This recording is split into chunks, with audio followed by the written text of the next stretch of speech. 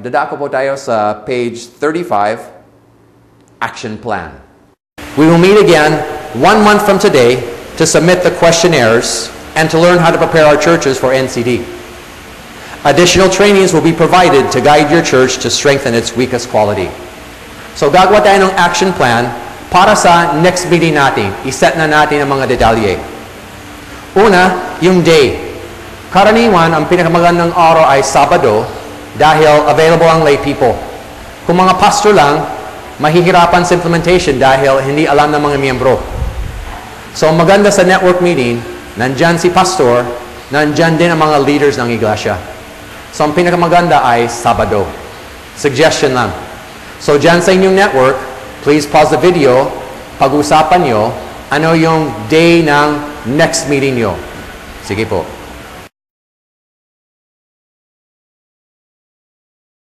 Okay, number 2, ano yung date?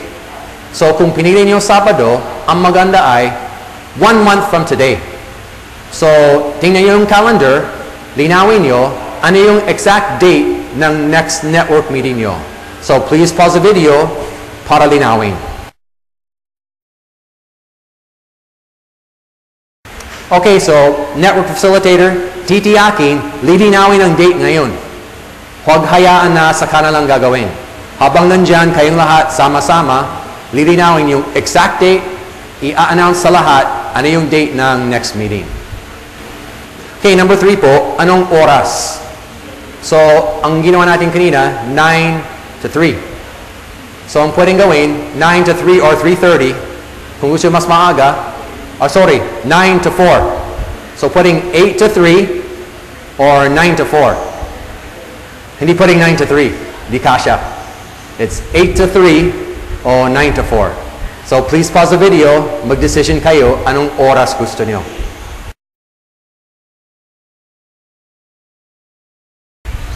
Okay, number 4, yung venue. So, i-decision ninyo ngayon, please pause the video para mag-decide anong venue. Sa ibang networks, every network meeting, parehong venue. Sa ibang networks, niro-rotate nila ang venue. Kung i-rotate, lilinawin na mabuti saan yan. At tiyakin lahat ay nakakaalam. Okay, so please pause the video, mag-decision kayo saan ang venue nyo for the next meeting, meeting number 2.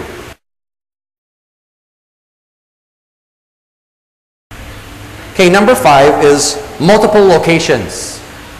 Kung minsan sa isang network, ang delegates ay galing sa malalayong lugar, magkakalayo. Kung magkakaroon ng isang network, isang venue para sa lahat, nahihirapan ang galing sa malayo. Halimbawa, kung ang delegates nyo ay galing sa Cavite, Batangas, Laguna, mahirap yan eh. So ang pwedeng gawin, magkaroon ng isang network sa Cavite, isang network sa Batangas, isang network sa Laguna. May kanya-kanyang facilitator. Or yung one facilitator, ikot siya. First Saturday, second Saturday, third Saturday. Or, gamitin nyo itong VCD. I-burn nyo, pwede. Tapos yan ang gagamitin sa isang lugar para yung galing sa napakalayo, doon na lang gagawin. So, pwedeng pag-usapan nyo ngayon kung magkakaroon kayo ng isang location or multiple locations. Sige po.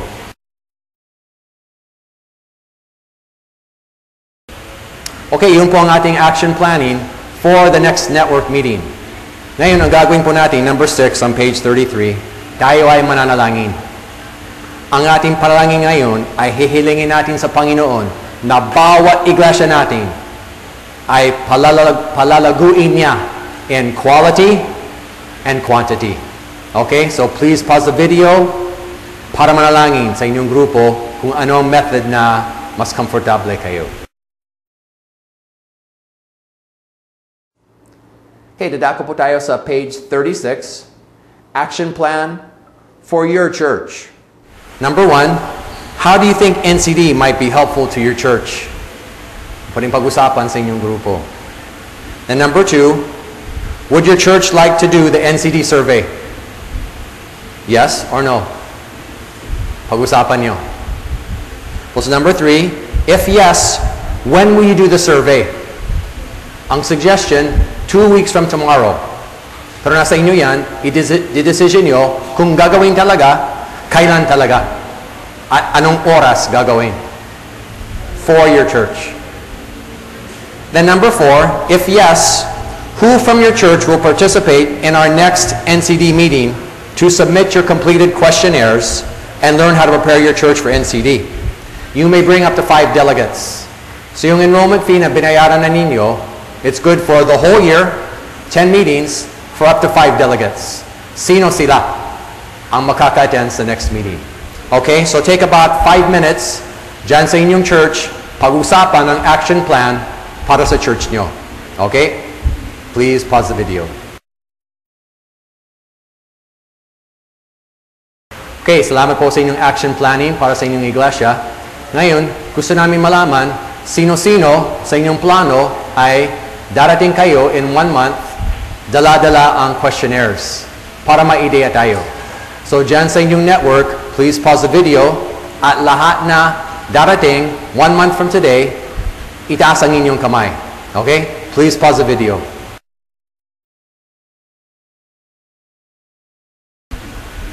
Okay, ngayon, lagi may tanong kung may pwede makahabol ang iba. So, kilala niyo yung ibang church, for one reason or another, hindi sila naka-attend ngayon, pwede ba silang makahabol at a-attend sa mga susunod? Ang kagandahan ngayon, mas madaling makahabol ngayon dahil meron na tayong VCD. So, yung VCD, pwede nilang panoorin para lahat ng, maghapon tayo dito, maraming pinag-aralan. Hindi pwedeng dumiretso na hindi dumaan dito, mahirap. Pero kung alam nila lahat ng pinag-aralan ngayon, yun, pwede silang makahabol.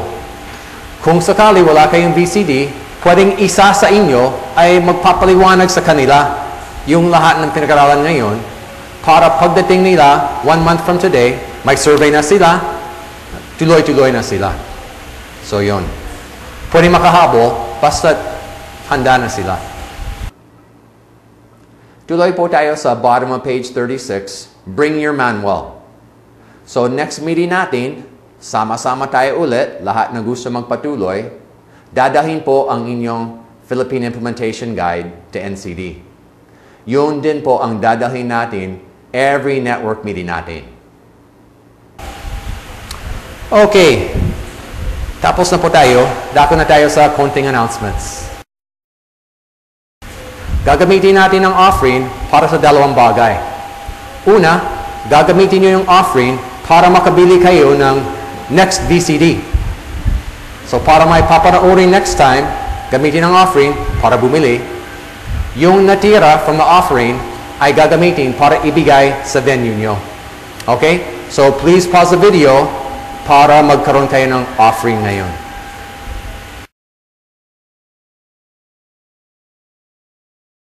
Okay, bago po tayo maghihiwalay, buksan po natin sa Efeso 4, talatang 16. Gusto ko lang ibahagi ang isang talata sa atin. Tayong lahat, gustong lumago ang ating iglesia. Paano lalago? Marami tayong pinag-aralan ngayong araw, pero dito po sa talatang ito, may isang maiksing magandang turo na magiging magandang paalaala sa atin kung paano lalago ang ating iglesia. Babasahin po natin ang talatang 16 at hahanapin po natin paano lalago ang ating iglesia. Ayon dito, sabi dito, sa pamamagitan niya o sa pamamagitan ni Kristo, nabubuo ang katawan mula sa mga bahaging pinag-ugnay-ugnay ng kasu-kasuan. At kung maayos na gumaganap ng tungkulin ang bawat bahagi, kung maayos na gumaganap ng tungkulin ang bawat bahagi, ang buong katawan ay lalaki at lalakas sa pamamagitan ng pag-ibig. So nakita natin kung paano lalago ang iglesia.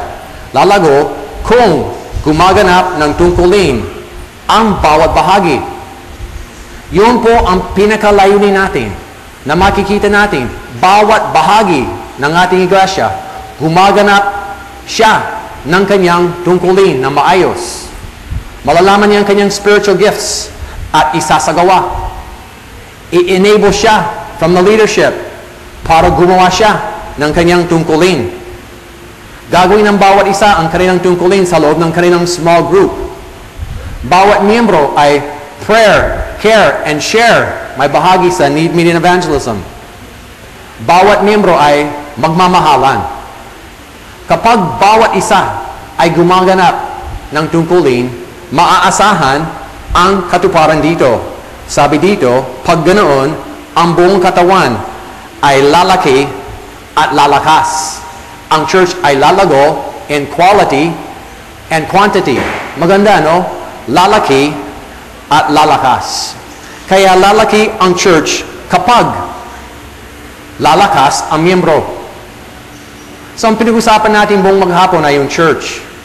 Ang gusto natin, lalakas ang church. Pag lalakas, lalaki. Pero lalakas ang church kung lalakas ang miyembro. Walang ibang paraan. At yun po ang ating pinakasadya ng lahat ng ating gagawin. Ang ating target ay ang ating mga miyembro. Ang sadya natin ay sila ay lalakas. Hindi church lang ang target, kasi ang church ay tao. Ang target natin ay mga tao na sila ay lalakas.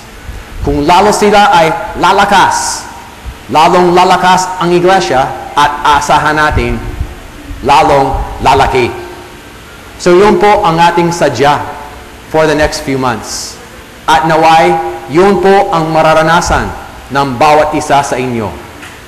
Bawat bahagi, gaganap sila ng kanilang tungkulin at naway, bawat iglesia natin ay lalaki at lalakas. Naway gagawin ng Panginoon at pagpalain niya ang inyong iglesia. Magandang hapon po sa ating lahat.